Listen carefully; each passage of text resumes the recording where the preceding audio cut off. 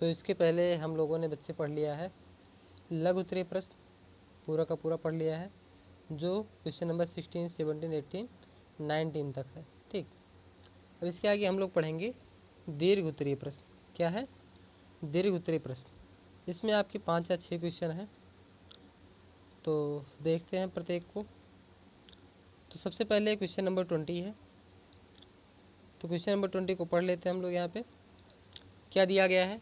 कह रहे 3 वर्ष पूर्व रहमान की आयु का व्युत्क्रम और अब से 5 वर्ष पश्चात उसकी आयु के व्युत्क्रम का योग कितना है? 1/3 है। उनकी वर्तमान आयु ज्ञात कीजिए।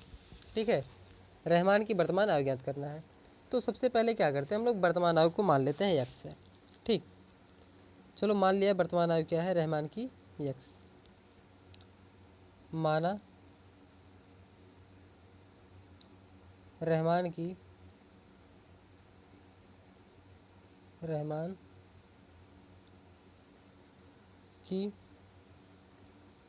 वर्तमान आयु, देखिए बच्चे हम लोग वर्तमान आयु हमेशा मानेंगे। वर्तमान आयु क्या है? x वर्ष है। अब क्या कह रहा है? अब से 3 वर्ष पूर्व, अब से 3 वर्ष पूर्व उसकी आयु क्या होगी? x -3 हो जाएगी।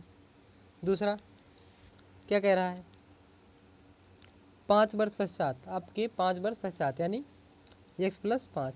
कह रहे दोनों की व्युत्क्रम का योगफल कितना है? 1/3 है। तो दोनों का व्युत्क्रम क्या होगा? एक x -3 का व्युत्क्रम क्या होता है? व्युत्क्रम करने के लिए एक में क्या कर देते हैं? भाग करते हैं। x -3 प्लस योग कह रहा है 1/x + 5 बराबर कितना है? 1/3। ये देखिए जो आपका इक्वेशन यहाँ पे बन रहा है, ठीक है, इक्वेशन, इसको हमको क्या करना है? सॉल्व करना है और x का मान बताना है क्या आएगा। तो देखिए x -3 क्या था? ये 3 वर्ष पहले की आयु है। ठीक है, वर्तमान आयु हमने x माना है, 3 वर्ष पहले क्या हो जाएगी? x -3। अब 5 वर्ष बाद क्या हो जाएगी? ये x + 5। कह रहे दोनों का योगफल, दोनों के व्युत्क्रमों का योगफल कितना है? 1/3। तो x -3 का व्युत्क्रम 1/x -3 हो गया और x + 5 का व्युत्क्रम क्या हो गया? 1/x + 5 इक्वल टू आपका हो गया 1/3। अब इसको एलसीएम लेके सिंप्लीफाई करेंगे तो क्या आएगा? नेक्स्ट पेज पे देखते हैं। तो आएगा क्या? बटे में x -3 इंटू में क्या है? x + 5 और x + 5 इधर आएगा, x + 5 प्लस क्या आएगा? x + 3 प्लस नहीं है बच्चे, यहाँ पे x माइनस में है। x -3 इक्वल टू कितना है? 1/3। अब इसको सॉल्व करेंगे, x से x जुड़ेगा आपका आएगा 2x और यहाँ पे 5 में से 3 को घटा, 5 से 3 को सब्ट्रैक्ट करेंगे तो कितना आएगा? +2 आएगा। बटे में आप इसको सॉल्व करेंगे तो आएगा आपका x² कितना आएगा बच्चे? x² हो गया आपका और +2x और आएगा आपका क्या? माइनस में 15, -15 इक्वल टू क्या है? 1/3। अब आगे सिंप्लीफाई करेंगे तो क्या आएगा? 6x + 6 बराबर कितना आएगा? x² + 2x -15। ठीक है, ये आ गया आपका। अब सबको एक तरफ करेंगे तो क्या आएगा? x² तो प्लस में रहेगा, 6x दूसरी तरफ आएगा तो माइनस में 4x हो जाएगा और 6 दूसरी तरफ आएगा तो कितना हो जाएगा? -21। तो आपका समीकरण क्या हो गया? अभी आपका समीकरण हो गया चेंज होके x² माइनस में 4x और माइनस में 21 इक्वल टू आपका 0। अब यहाँ पे आपके पास द्विघात समीकरण बन गया है, इसको सॉल्व कर लेते हैं। गुणनखंड विधि से x² प्लस -7x + 3 में तोड़ेंगे क्योंकि 7 × 21 और 7 में से 4 घटाएंगे, 3 घटाएंगे तो 4 आएगा और माइनस में 21 इक्वल टू 0।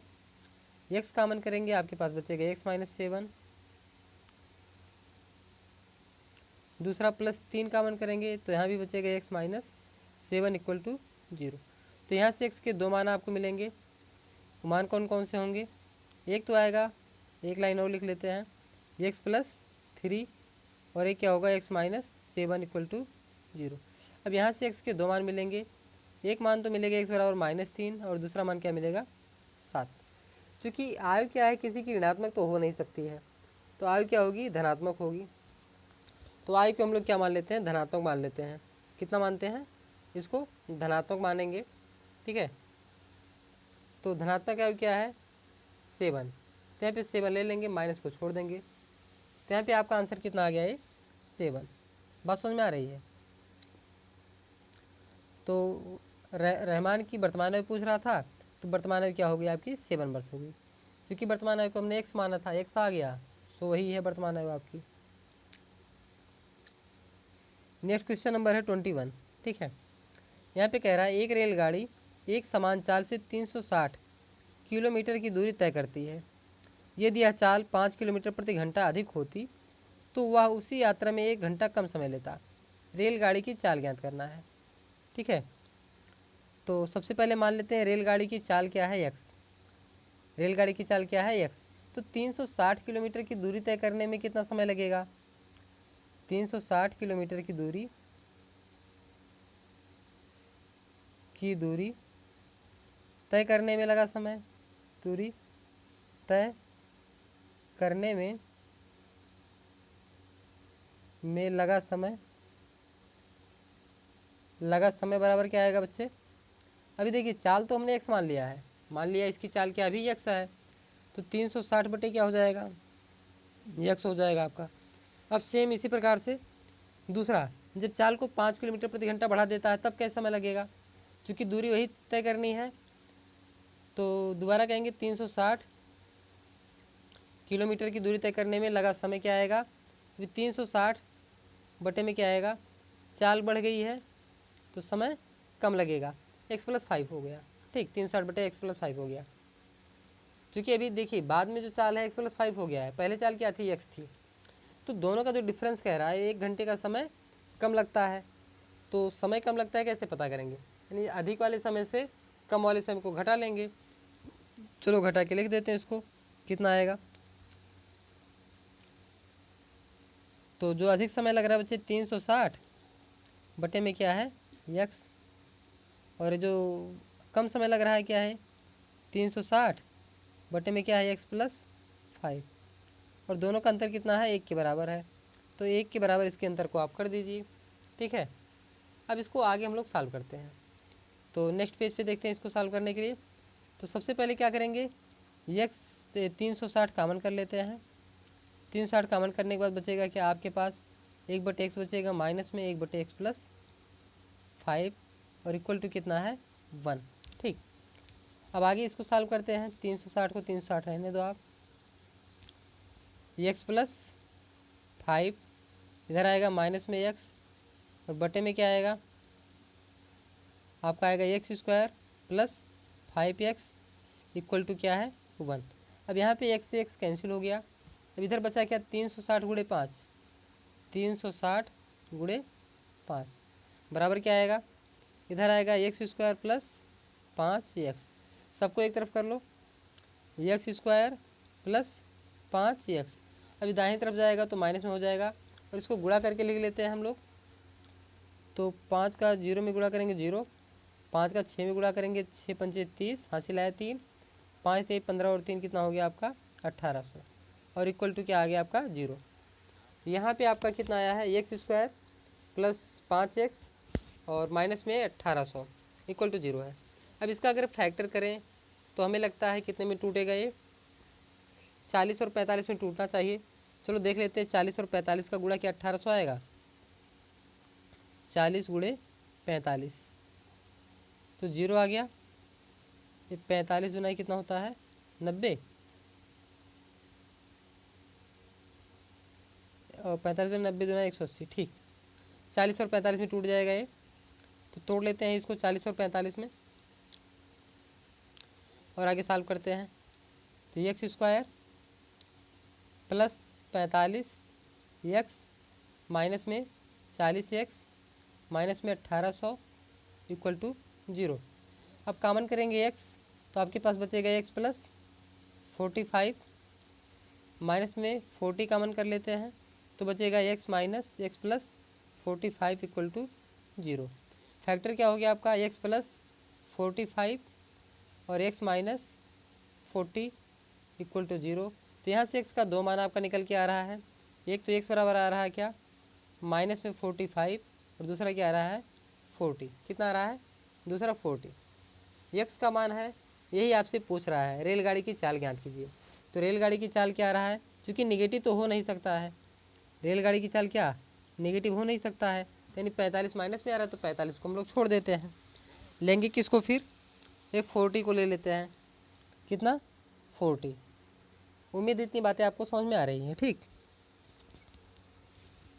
तो आंसर कितना आ गया आपका, 45 किलोमीटर प्रति घंटा।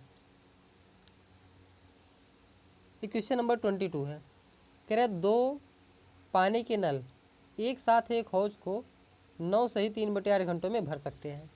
बड़े व्यास वाला नल हौज को भरने में कम व्यास वाले नल से 10 घंटे समय कम लेता है। प्रत्येक द्वारा अलग से हौज को भरने का समय ज्ञात कीजिए। यानी प्रत्येक कितने कितने समय में नल हौज को भर देगा, अगर अलग अलग भरे तो। अभी एक साथ काम कर रहे हैं तो कितने समय भर रहे हैं, 9 सही 3/8 घंटे में भर रहे हैं। लेकिन अगर दोनों अलग अलग भरें, अपना अलग अलग हो जाएं, तो कितने समय भरेंगे, चलो पता कर लेते हैं। मान लेते हैं एक नल क्या है, एक्स को हौज को 1 घंटे में भरेगा। माना कम व्यास वाला नल, कम व्यास वाला नल, व्यास वाला नल हौज को कितने घंटे में भरेगा, हौज को एक्स घंटे में भरेगा। तो हम कहेंगे अगर एक्स घंटे में भरेगा तो 1 घंटे में कितना भरेगा, अतः 1 घंटे में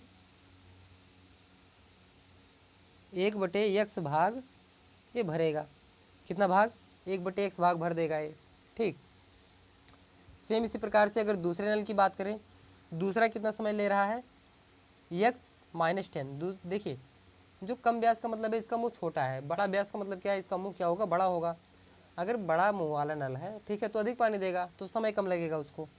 तो 1 घंटे में उसके द्वारा कितना भाग भरा जाएगा, 1 घंटे में ये बड़े व्यास वाले से, ठीक है, अभी बड़े व्यास वाले से भराएंगे तो कहेंगे 1/x माइनस 10 भाग भरेगा। कितना, 1/, कितना भाग भरेगा, 1/x माइनस 10, क्योंकि 10 घंटे का समय कम ले रहा है, ठीक। एक को कितने में भर रहा है, 1/x भाग भर रहा है 1 घंटे में, दूसरा 1/x माइनस 10 भाग भर रहा है 1 घंटे में, ठीक। अब नेक्स्ट आगे देखते हैं, कह रहे दोनों मिलकर कितना भर रहे हैं, कितने घंटे में, दोनों मिलकर 9 सही 3/8 घंटे में भर रहे हैं, ठीक है। तो सब मिला के कितना घंटा हो रहा है, 8 9 72 3 75, 75/8 घंटे में अगर पूरा का पूरा भर रहे हैं तो 1 घंटे में हम कहेंगे भरेंगे कितना, 1 घंटे में दोनों मिलकर कितना भरेंगे, 1 घंटे में मिलकर कितना भरेंगे, मिलकर कितना भरेंगे, मिलकर कितना भरेंगे, 1/75/8 भर देंगे, बराबर क्या 8/75, क्योंकि 8 हर से अंश में चला, नीचे से ऊपर चला जाएगा, तो ये हो गया, ठीक। अब प्रश्नानुसार क्या है, कहेंगे हम लोग क्या, प्रश्नानुसार पहला नल क्या है, 1 घंटे में कितना भरेगा, 1/x भरेगा। दूसरा नल 1/x माइनस 10, क्योंकि दोनों को मिलाना था, दोनों मिला के कितना भर रहे हैं, देखिए 1 घंटे में भर रहा है कुछ, दूसरा भी 1 घंटे में 1/x माइनस 10 भर रहा है, और दोनों मिला के कह रहा है 1 घंटे में 8 कितना भर रहे हैं, 75। तो दोनों के इधर मिला के हो गया बाईं तरफ, देखिए ये दोनों का बाईं तरफ मिला के हो गया, और दाहिनी तरफ आपको दिया गया है, तो दोनों को इक्वल कर सकते हैं, सो हमने इक्वल कर दिया है।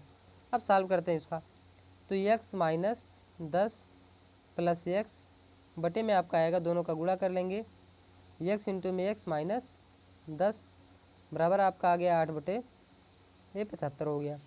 अब सिंप्लीफाई कर लेते हैं, ये 2x माइनस 10 बटे में आपका आएगा क्या, x स्क्वायर माइनस में 10x बराबर आपका आ गया क्या 8/75।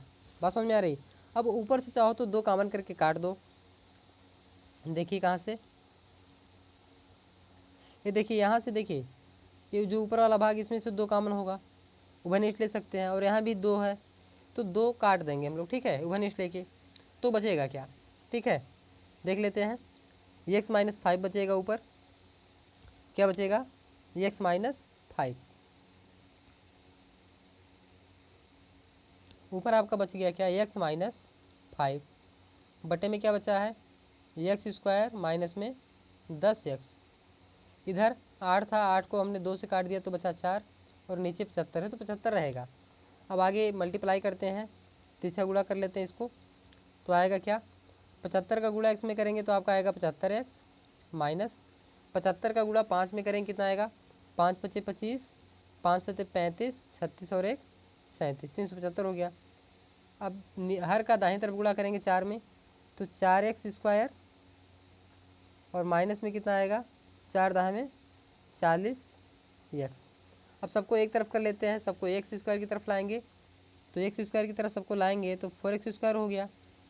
अब देखिए 75 इधर 40 है, जोड़ेंगे कितना आएगा, 115, माइनस में 115x, और इधर क्या है, माइनस में 375, इक्वल टू क्या है, 0 आ गया।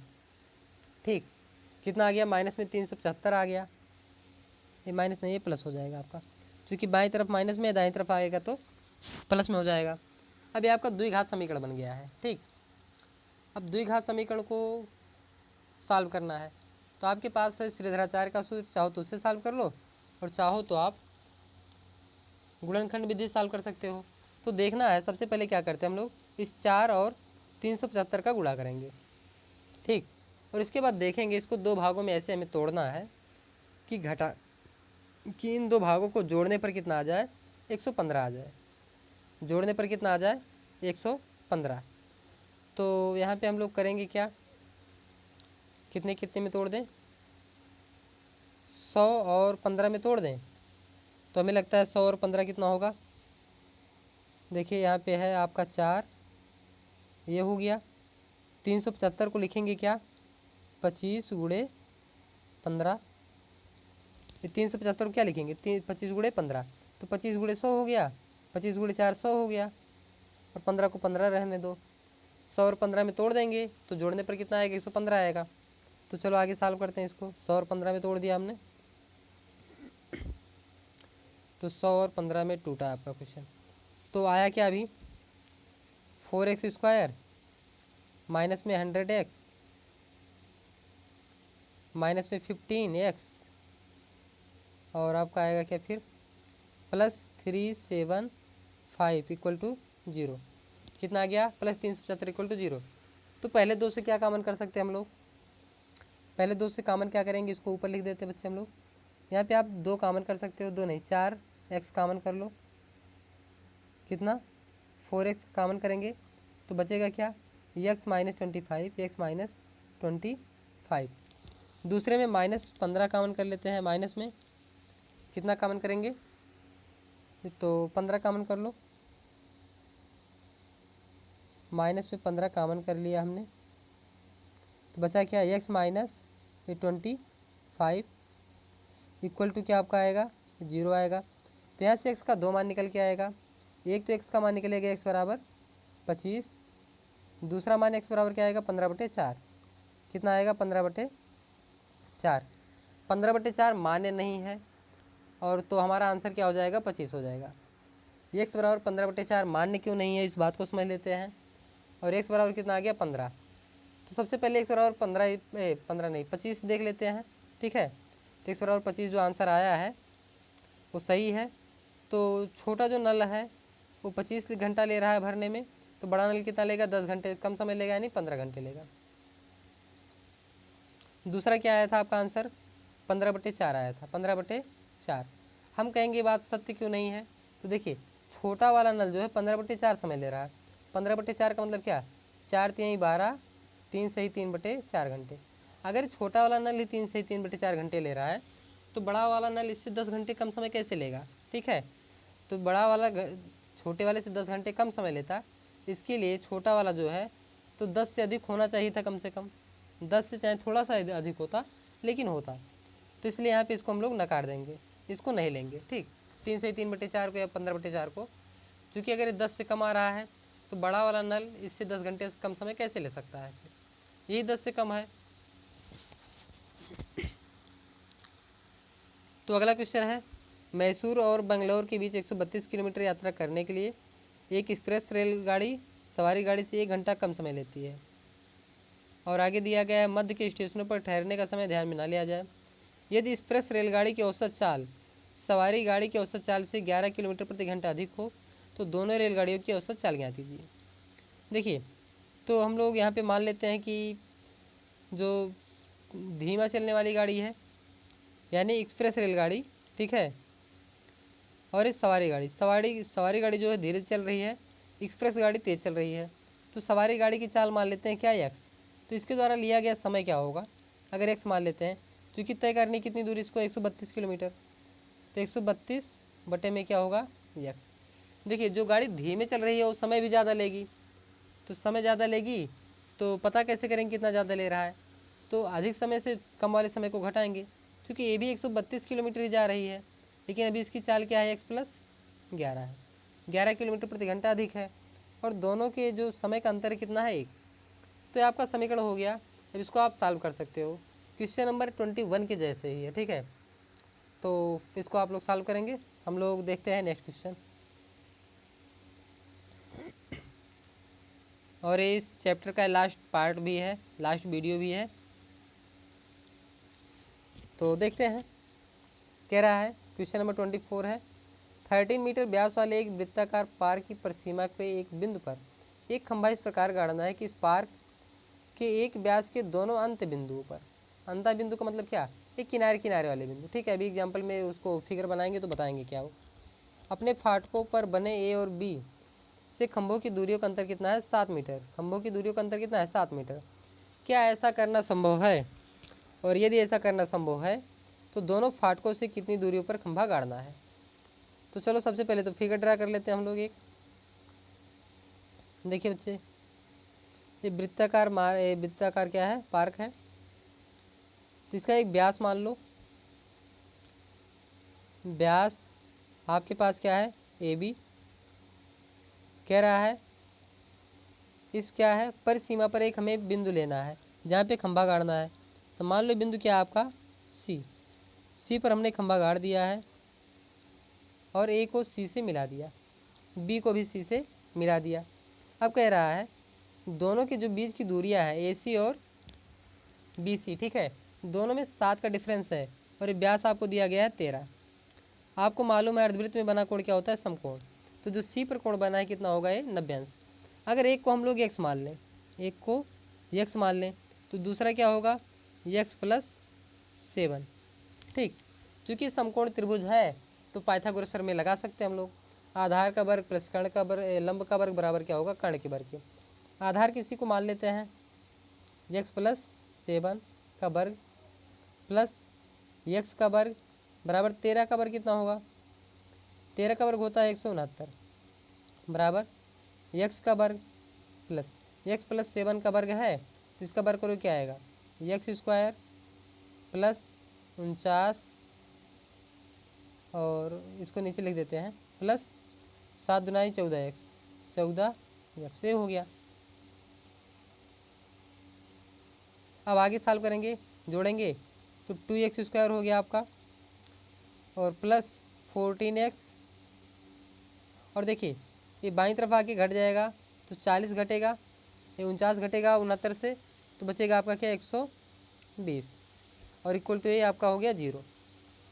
2 से भाग कर दो पूरे में, x² बचा आपका प्लस 7x माइनस में 60, तो 60 आ गया माइनस में, तो 60 को 2 ऐसे भागों में तोड़ना है कि दोनों का अंतर कितना आ जाए, 7 आ जाए।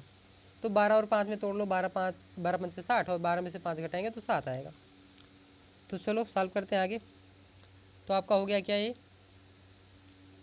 x² plus 12x minus 5x minus में 60 इक्वल टू 0। तो x कॉमन कर लो, x प्लस 12 आपका आ गया, और माइनस में 5 कॉमन कर लो, एक्स प्लस 12 इक्वल टू 0। तो एक्स का 2 मान आएगा, एक्स बराबर 5 आएगा और एक्स बराबर क्या आएगा, माइनस में 12 आएगा। तो चूँकि माइनस वाली संख्या को लेना नहीं तो एक्स बराबर हम क्या ले सकते हैं, 5। एक्स बराबर क्या लेंगे, 5। फिगर पे पुनः वापस आते हैं। फिगर आपका ड्रा किया गया था इस प्रकार से कुछ। यहाँ पे क्या था, ए बी और एक पॉइंट यहाँ पे हमने लिया था सी। सी को मिलाया था हमने और कहा था इन दोनों में से एक दूरी क्या होगी, एक्स प्लस 7 होगी और दूसरी दूरी क्या होगी, एक्स होगी। क्योंकि एक्स कितना आ गया है, 5। एक्स बराबर कितना है, 5। तो एक साइड हो गई, दूसरी साइड क्या है, एक्स प्लस 7 है। तो 5 में 7 जोड़ेंगे, एक्स प्लस 7 इक्वल टू कितना आएगा, 7 और 5 12। बात समझ में आ रही है। तो खंभों की दूरियाँ क्या होंगी, इसके जो फाटक है यहाँ से बिंदु सी की दूरी पूछ रहा है, फाटक से खंभे की दूरियाँ, एक आएगा 5 और एक आएगा 12 सेंटीमीटर। सेंटीमीटर में दिया गया तो सेंटीमीटर, मीटर में दिया गया तो मीटर। क्योंकि हम यहाँ पे देख रहे हैं आपका क्वेश्चन जो है मीटर में दिया गया है, शुरुआत में देख लो दिया गया 13 मीटर व्यास वाले, तो मीटर में दिया गया तो मीटर में आपका आंसर हो जाएगा। तो ये आपका चैप्टर था द्विघात समीकरण, यहाँ पे समाप्त होता है। हाँ, फिर भी यदि आपको कोई समस्या हो कहीं पे तो आप लोग पूछ सकते हो। ठीक, नेक्स्ट हम लोग कल अगला अध्याय शुरू करेंगे।